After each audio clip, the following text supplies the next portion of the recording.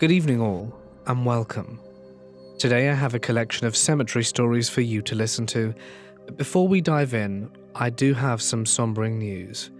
A member of our community who is often active in the comments section, Dawn Michelle Sadel-Godzi, passed away not long ago, and I'd like to dedicate this episode to her memory.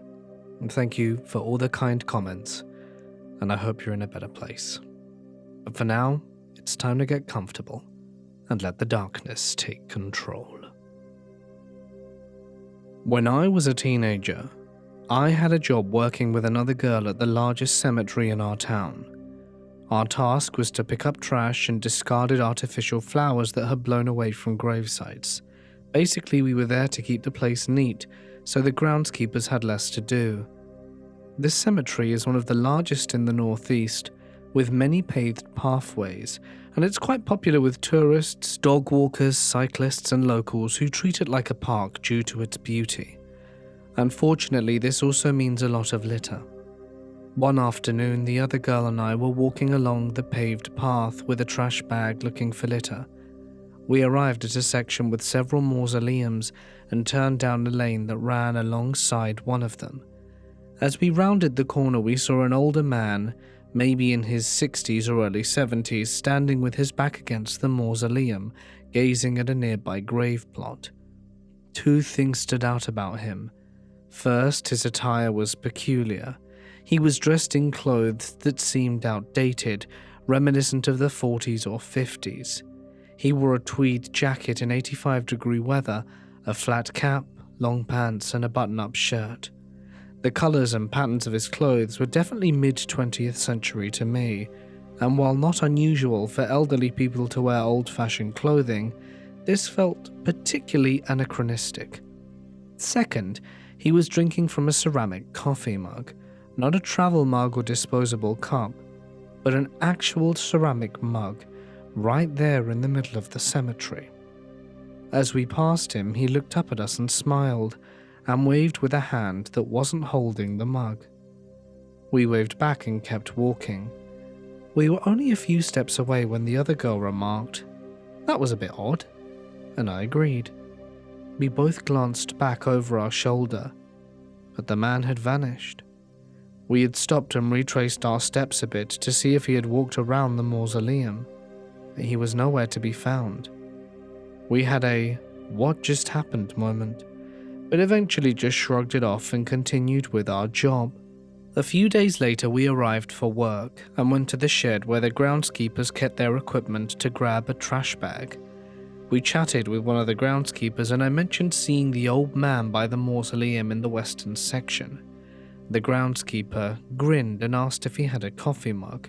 We said yes, and he replied with a hearty laugh, "That's our ghost. He's not really there." Intrigued, we asked for more details. He explained the ghost is always seen at that spot looking at a specific family plot and always with a coffee mug. There are graves for a wife, 2 daughters and the husband. The husband's grave indicates he died in the late 60s, while the wife and daughter's graves showed that they died decades earlier, all on the same date, likely due to an accident. They believe the ghost is the father, who perhaps frequently visited their graves before he passed away himself. The groundskeeper told us that people only see him for a few seconds before he disappears. It blew our minds. I used to believe in ghosts when I was a kid. Aside from Star Wars, my expertise was ghosts, Nessie, Bigfoot, UFOs, and spontaneous human combustion. This was after I lost interest in Lego and drawing dinosaurs. As a kid, I had many paranormal encounters, UFO sightings, and even did my own research for Bigfoot during every hike in the woods for scouts. Once I entered high school, I turned more to science and girls, and all of those many paranormal encounters when I was little I've since debunked. That ghost I saw running towards me in the fruit orchard behind our house turned out to be a white shirt hanging from a branch that was left behind by a migrant worker during a harvest. Those Ouija board scares at my best friend's house, his dad admitted to moving the thing around just to watch us boys lose our minds. His mother still maintains her house is indeed haunted, however. The ghostly shadow I saw walking in my best friend's house after one of the worst Ouija board scares turned out to be from a damaged lampshade that was spinning slowly. I've debunked every sighting, event and encounter, except for one. I'm over 50 years old now, and I still can't explain away how this happened. This happened in Virginia City, Nevada Boneyard, circa 1979. We enjoyed a family road vacation almost every year when I was a kid. For example, we drove from California to New York State when I was 2, so that I could meet my East Coast grandparents. During the summer of 1978 or 79, I was about 10. My mum and dad drove us kids from California to Yellowstone, then up to Mount Rushmore, down to Mesa Verde. Our dad never stopped moving. 5 minutes to get out of the car, look at the Grand Canyon, and then it was back on the road to reach the next postcard destination. And this was his idea of a great time. On the way back home from Mesa Verde, we stopped in Virginia City, Nevada. That's where I once believed I experienced a paranormal encounter. We had a great time touring the town and shops of Virginia City. It was just like an old west town I'd seen in all of my favorite cowboy movies. I was thrilled when a western-style shootout happened on Main Street. The loser had squibs in his torso that exploded fake blood and he fell near my feet. I was surprised, then proud to have a drop of fake blood on my shirt. I wouldn't let my mum wash the shirt for ages. It was a 10-year-old boy's idea of the most awesome day ever. At one point, my dad took me and my younger sister to the cemetery. I think we were killing time while my mum took my younger brother to the restroom. We stayed very close to my dad. My sister held his hand. I was trying to be brave, so I didn't. Cemeteries were spooky to us kids then. I was obsessed with the birth years and death years and fairly good at doing basic math in my head, so I was very focused at each plot, crunching the numbers on every date listed to determine age at death, proudly calling out my answers. Our very road-weary dad would grunt his approval in response and walk to the next plot. My enthusiasm dimmed when I realized just how many women died in childbirth. Their babies had the same death date as their mothers. Soon I was silenced by the overwhelming population of kids and babies in the place. The event I will never forget happened at one of the large family plots. I was looking at the headstones of the kids when suddenly I fell forwards onto the grave without warning or intent. My dad yelled at me to stay off the graves. He'd already warned us it was taboo. I still can't explain how or why I fell. My sister, who was 7 or 8, still remembers because it scared her. She said I simply fell forwards as if I fell asleep, except she could see I was still awake. I don't recall tripping, losing balance or locking knees or fainting, feeling a force to push or pull. I simply fell, completely conscious onto the grave of the dead kids. I caught my fall with both hands and was frozen in fear for a moment, staring at the ground and bottom of the headstone. Picture me mid-push-up, with my knees on the ground, frozen, shaking, scared to look up at the headstone. I don't remember standing up. It really scared the hell out of me. And that's it. I still don't know what happened.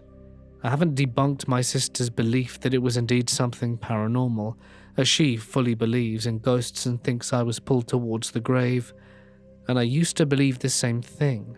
And while I no longer believe in the paranormal, I have no explanation for what happened to me back in 1979.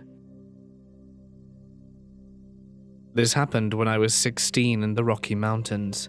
My father and I used to love ghost hunting. He used to do it all the time when he was a teen. He lived in a small town in the mountains that was founded by Mormon pioneers. During our family reunion in said small town that we were camping in, he thought it would be fun to bring me and a few of my cousins to a cemetery known for being haunted. Now, this cemetery was very small and considered of Native American and pioneers. It was old and most of the graves were unmarked. I still didn't know much about ghost hunting and the rules, so I thought it would be interesting to see if I could capture a recording of their voices. I called out to the space and asked if anyone was there. My cousins tried asking questions as well. We asked if anything could try and make a sound, touch us, or move something. I ended the recording and listened to it, but nothing was on it. Disheartened, we went back to the reunion and went to bed. The next day I went to my mum's house and everything seemed completely normal until I went to bed. That night, I tried to get my dog to come to bed with me, but I couldn't find her anywhere, which was odd because she came to bed with me every night. I was very tired, so I just went to my room and went to bed alone. In the middle of the night, I jolted awake. There was an alarm clock next to my bed. It read exactly 3 o'clock. I sat up and heard a slight scratching sound. I couldn't figure out where it was coming from. As the sound grew louder, the doorknob started to jiggle. It slowly turned all the way around and the door creaked open. It opened all the way, and in the doorway was a black, smoky-looking creature taller than the frame itself, which had yellow eyes, and I could make out a mouth with sharp-looking teeth. I immediately freaked the hell out and backed away. I threw my covers over my head. As I did so, I saw a jolt in my direction. I could feel it jump on the bed. It was almost slithering around, muttering things I didn't recognize. I was crying and pleading with the universe to save me. I didn't sleep. It stopped around 6 in the morning. I fell asleep after that and woke up at 11. Honestly, I couldn't figure out if the previous night was a dream or reality, but when I saw the door ajar, I knew it had actually happened. I had no idea what to do to protect myself, so the next night I made sure to find my dog, who was a border collie. I went to bed, and she was at my feet, seemingly a little anxious. I woke up again right at 3. I could see my dog staring into the corner. I pulled her a little closer to me and I felt the hair standing straight up on edge. She started growling, and I could see what she was growling at. In the corner of my room, I saw it again, standing and staring at me, not moving, but awkwardly smiling. My dog was trying to inch closer, growling intently, and as she did, the creature vanished. Of course, I didn't sleep until I thought it was safe to do so.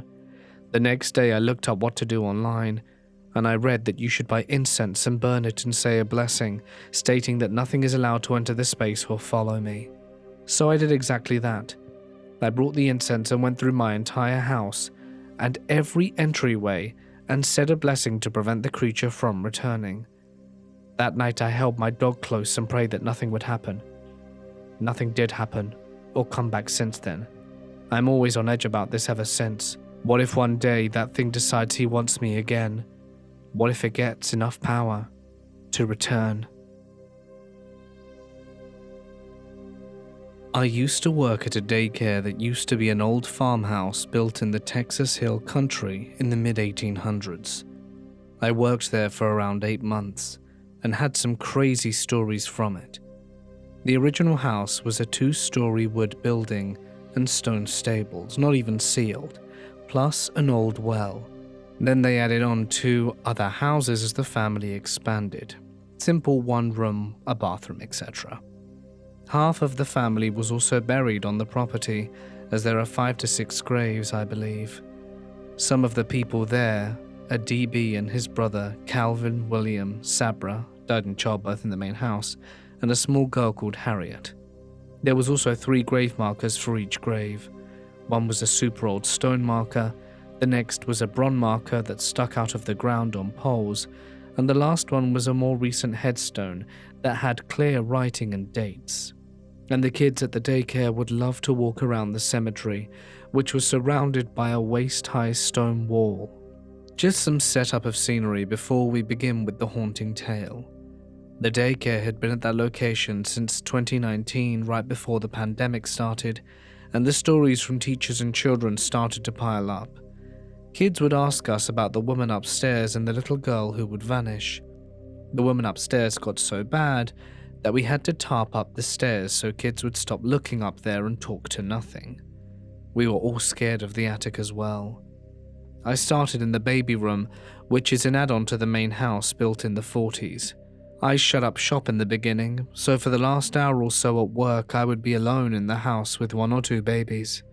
It wasn't too bad for the first few weeks.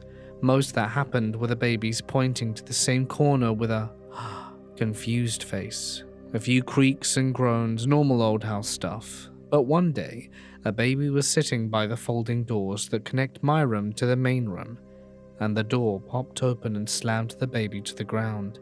I got up and stuck my head out the door to yell at the kid who just attacked my baby, only to find the room empty. So I picked up the little guy and we sat on the porch until his mum came. But then I switched roles and opened up the toddler room, which was a mud bunkhouse added in last. I opened the center at 7 a.m. and then had about an hour of being alone before another person stepped foot on campus, and the change was spooky. It would be dark when I'd pull up, and I would open the doors and unlock everything. I swear each time I'd enter a room, it was as though I was interrupting a conversation about me. I would long for a parent to show up just to show I had some company.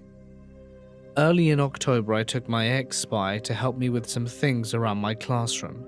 When halfway through, we went to take a brain break and walk around the property.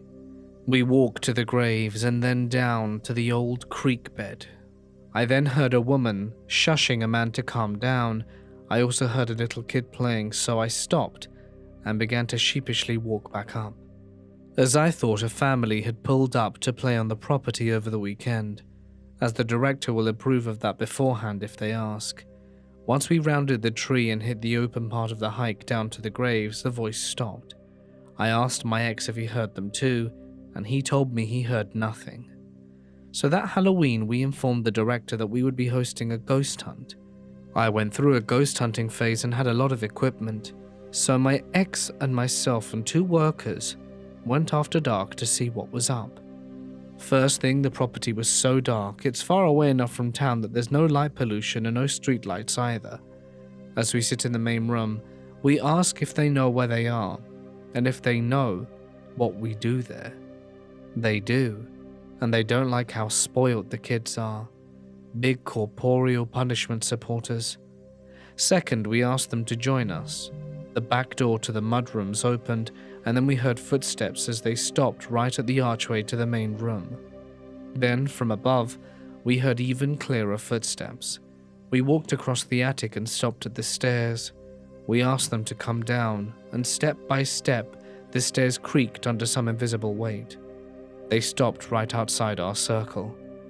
The entity could spell names of children at the daycare and could correctly verify the schedule we ran things. We stayed for a few hours before we all got nervous and split. Little did I know that night that one of our farm cats, Cola, had gotten locked in the baby room. When I went to unlock the building next morning, the black cat jumped off the seat he was on and ran straight into me, scaring me more than anything else ever had at that school. I've only told a few people about this story that took place in the late 80s. I'm not looking for an explanation, nor can I offer any proof. I just want to share what my friend and I experienced in the autumn of 1987. I grew up in one of the most northeastern states in New England, about 2 hours away from the White Mountains and 45 minutes from our state's meager coastline. In a small, working-class city, General Electric and a tannery were 2 of the largest employers. I think it was early October. The leaves were starting to change, but still on the trees, and local fairs were underway. I worked full-time and was saving up for my first car, a 76 2-door Chevy Nova festooned with a Pink Floyd tapestry to cover the huge tear in the back seat. My friend Joe and I worked in the same restaurant, and an older cook would give us a ride, drop us off at a cemetery that was kind of the midway point between our 2 houses, and a great place for underage drinking. We were dropped off there with a 4-pack of Bartles and James wine coolers to spit between us. It's a large old cemetery with rolling hills, moss-covered gravestones, and large maple trees. I grew up playing hide-and-seek and having BB gun wars there. I even taught an army buddy how to drive stick in that cemetery. It was never a scary or haunting place to me, even after the weirdest experience of my young life took place there. There was a gazebo where we would sit and drink beers and wine coolers. It was open-aired with half walls and benches to sit on while we chatted and drank. All we had between us was one 4-pack, so we were not drunk or under the influence of anything else. We began hearing footsteps coming in our direction. They sounded like someone walking on leaves.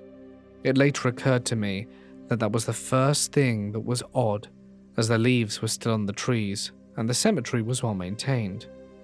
"Cops," Joe hissed, and I answered, "Kids."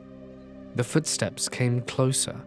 We crouched below the half wall facing each other, the smiles on our faces growing more and more nervous until they disappeared altogether.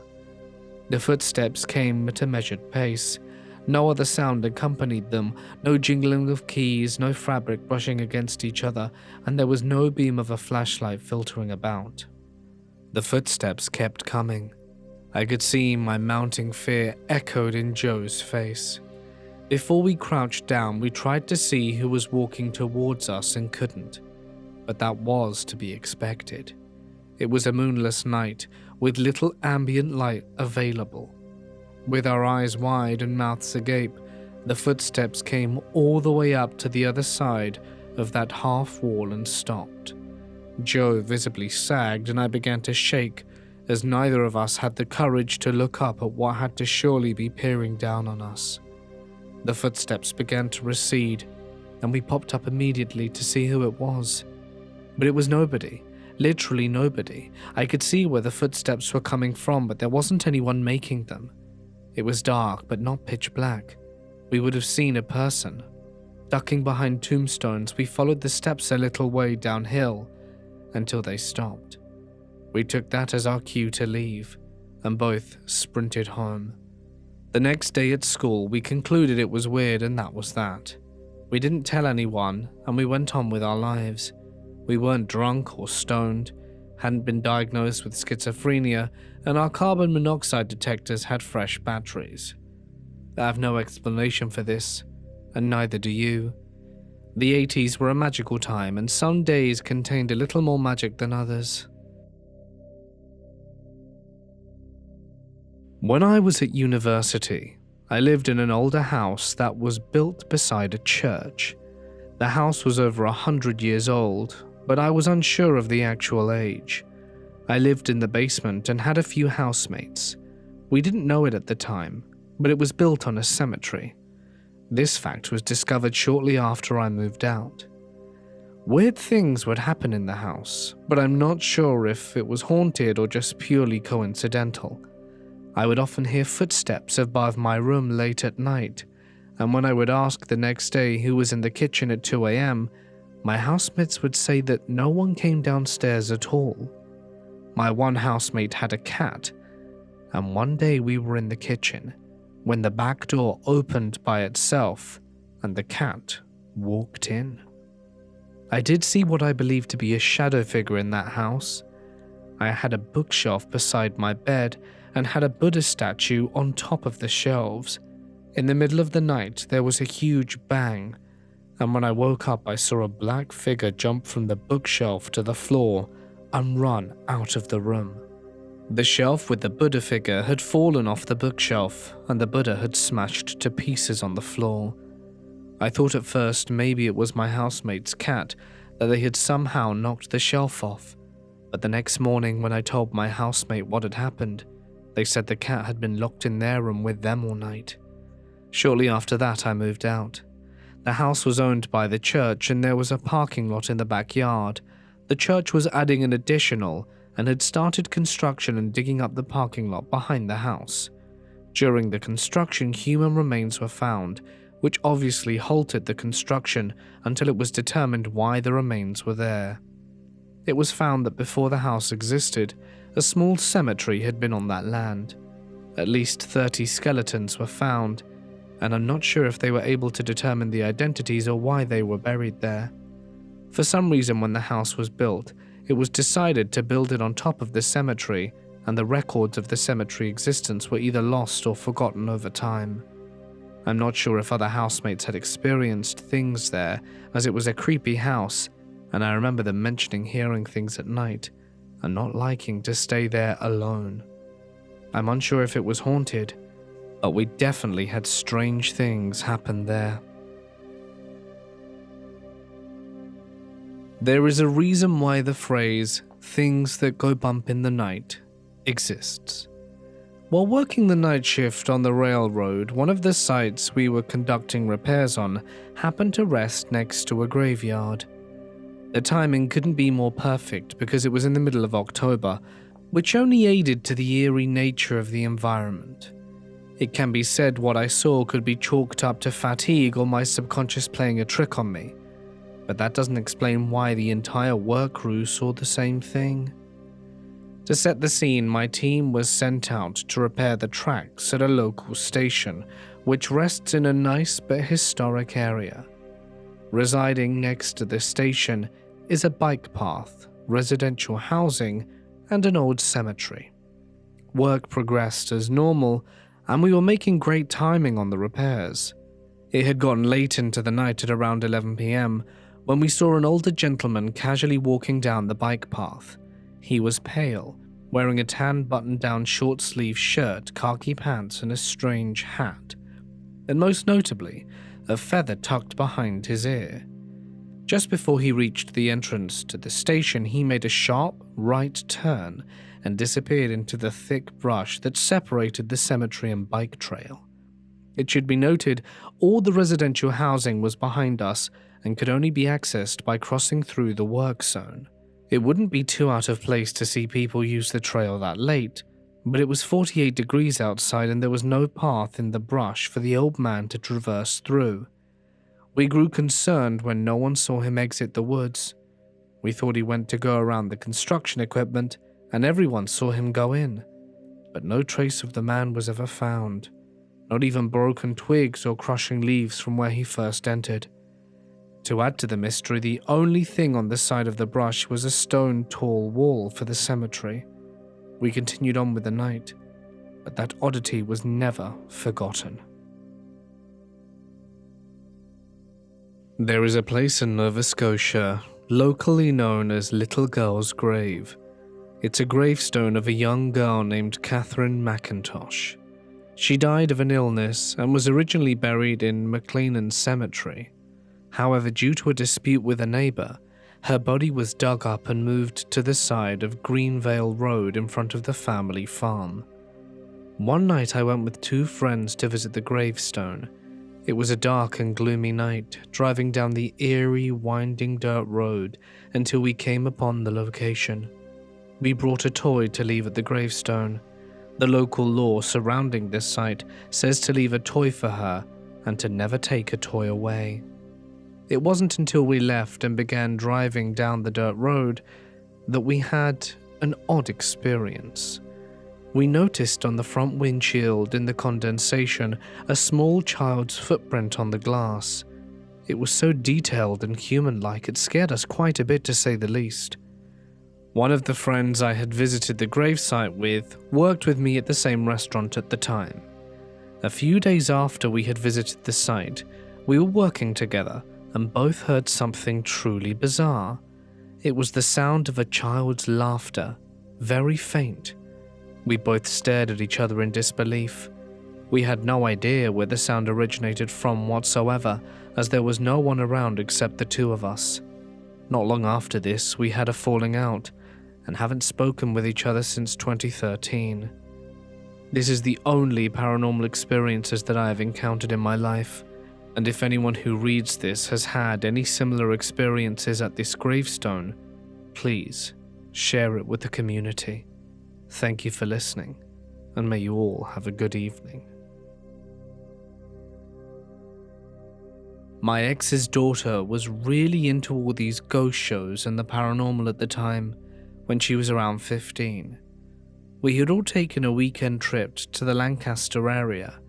I thought it would be neat to do a ghost tour with her, as her mum didn't want to go, so it was just the two of us along with a group of maybe 8 others and the tour guide. The specific town was Strasburg, Pennsylvania. I'll spare the details of the different locations, but it ended at this cemetery when one of the people whose house we had stopped at was buried. The tour guide mentioned a child apparition that had been seen by multiple groups, with herself included. It's very energetic, and one occurrence you could see the silhouette of legs dancing by a gravestone. After that, the tour guide gave us all a chance to walk around the graveyard ourselves. I told my ex's daughter that I wanted to get further from the group and do our own little investigating. So we moved down one of the paths. She was snapping pictures, and I started talking out loud, like I would speak to a child. I asked if the child was there, if they liked toys, and then asked if they would like me to bring one back for them. Right after I asked, "Would you like a toy car?" I caught the shadow of a short-haired head to my right, which made me jump, and it seemed to run off immediately. I told my ex's daughter to start taking pictures in the direction it seemed to go. We snapped a few pictures, and even though they were a little blurry as it was dark, I was convinced we captured something on camera. I just wonder if I tempted a spirit to come communicate with us that night. Or what do you guys think? My friend died in a car accident when he was 22. I had to leave university and return to my hometown to attend his funeral. When it was almost the time to lower him into the grave, we all stood around waiting. And then there was a white butterfly flying around. Nothing unusual for spring, but that butterfly was flying real close to all of our faces, like touching us, and then flying away. We all noticed it. Then I go back to the university and meet with my sister and one of their friends. This particular friend was known to feel things that will or had happened, and I was always skeptical about her abilities. So we talk and tell sad stories about the deceased, and this girl suddenly tells us, "You know, sometimes souls are in the form of white butterflies before leaving the earth." My hair stood up. I'll never forget that feeling. I was in shock. I proceeded to tell them about the butterfly I saw, and she said it was probably my friend. I still don't believe in stuff like that. But in this case, I really want to believe that it was somehow my friend giving me one final goodbye. My grandparents live out in the middle of nowhere pretty much, and are surrounded by woods. On their property there was a whole family that owned my grandparents' property before them. From what I was told, their lives were taken from them.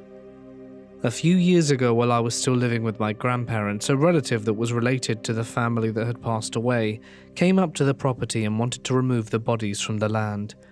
My grandpa was extremely happy about it because he wanted to expand the house but couldn't because he didn't want to mess with their graves. So they got together and I stood nearby, watching them dig up 4 caskets. There were 3 adult-sized caskets and 1 child-sized one, and they all looked really old. One of the bigger caskets had holes and cracks all over it. That was the one that my grandpa and the other relative was carrying when the body fell out of the bottom of the casket. The body was still pretty much bones, but still had old muscle tissue on it. I remember feeling sick to my stomach as I watched them uncomfortably put the body back into the casket upside down. It was a harrowing experience, to say the least.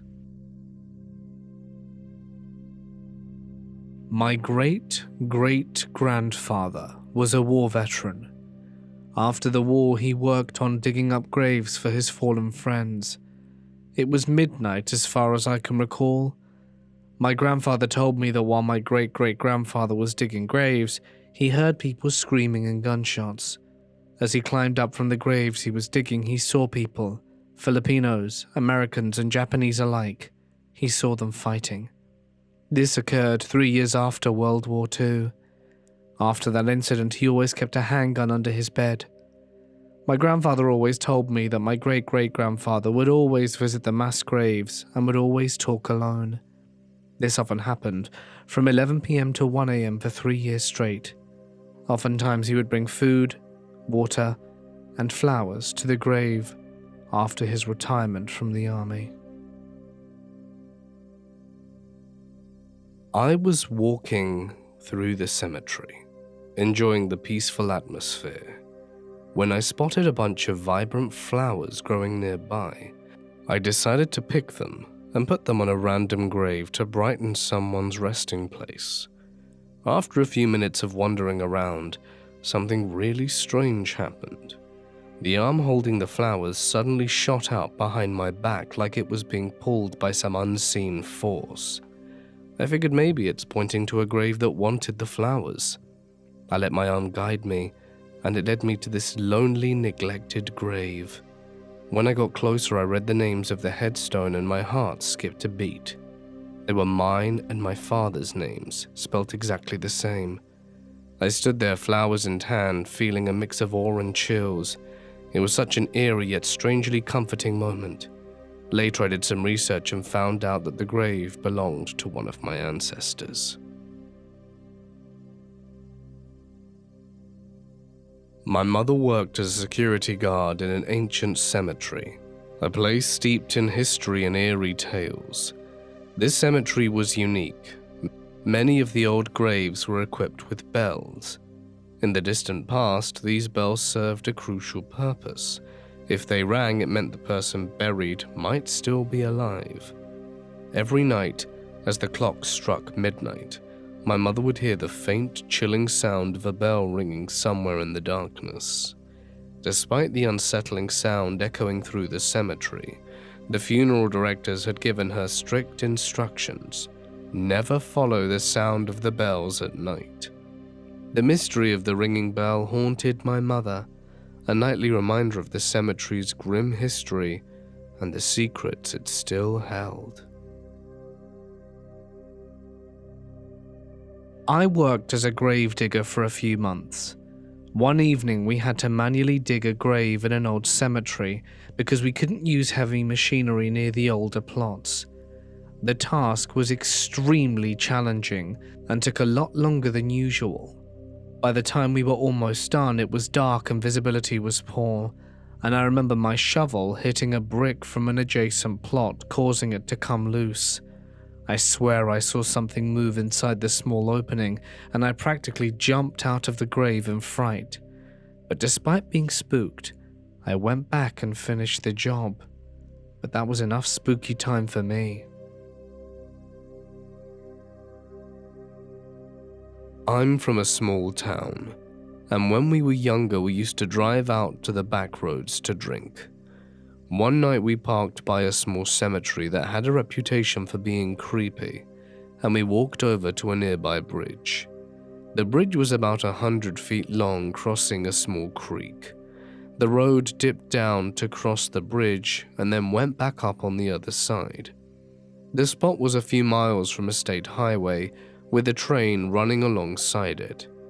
We would see headlights flash when a car turned onto our road from the highway, so we knew we needed to get off the bridge. This only happened about once an hour. We had been out there for a while and had already moved for one car. We saw another car jump the tracks and noted we'd need to move in a few minutes. Sometimes cars would turn off towards some houses before reaching us, so we decided to wait and see. We had plenty of time to move if needed. We could hear the car approaching. We went back to talking. Someone was in the middle of a joke or story, and then someone asked, "Hey, did that car turn?" We all looked at the highway and realized we never heard it, and enough time had passed for it to reach us, but we saw no lights. This made no sense, and in our confusion we all turned around. As soon as we did, we saw the red taillights of a car going up the road from the bridge. We heard the car as soon as we saw it, and after a moment of shock, we tried to figure it out. We all knew there was no road or anything between us and where we saw the taillights, but we checked anyway. When we left, we looked closely and made sure. There was nothing but a tiny back road over the bridge and ditches. The next house or road was miles away. It didn't make sense. We never figured out what happened. It was like we lost a few minutes of time. The cemetery itself added to the eerie feeling. Another time, my girlfriend and I were in the cemetery at night looking at the tree line, and we saw red glowing eyes. Usually, if you shine a light in the woods, animal eyes reflect and the animals freezes. But there was no light, no bright moon or anything. The eyes were just there for a long time. We talked about it but never figured it out. During the day, we went back to the trees and looked around, thinking it might have been a reflector, but there was nothing, just woods. Connecting these experiences, the cemetery's creepy reputation seemed to affect our perception and experiences. The strange occurrence on the bridge and the eerie eyes in the cemetery both contributed to the sense of creepiness, and we never got an answer to it. You might consider me a bit odd because I love visiting graveyards at night. I even drag my friends along, and surprisingly, they usually have a good time. Photography is a big part of what I do. There was this one time when my camera was going crazy. It wouldn't focus and the shutter wouldn't close. Talk about frustrating. And then there were all the orb pictures I get. I mean, it could just be weird coincidences, but of course I'd like to think it was something paranormal. Oh, and let me tell you about the one time I was walking through a cemetery with a group of friends. One of them suddenly stopped dead in their tracks and refused to go any further. They insisted we go back to the car. When we asked what was up, they told us they kept hearing a woman crying and footsteps behind us. It was certainly very spooky. Hey guys, it's Mort here, and thank you all so much for listening. I'd just like to take another moment to remember Dawn, who contributed a lot to this community with her comments and stories. You will be missed. Until next time, stay awesome, and a huge thanks to my members and patrons whose names can be seen on screen. I'll see you in the next one, tomorrow.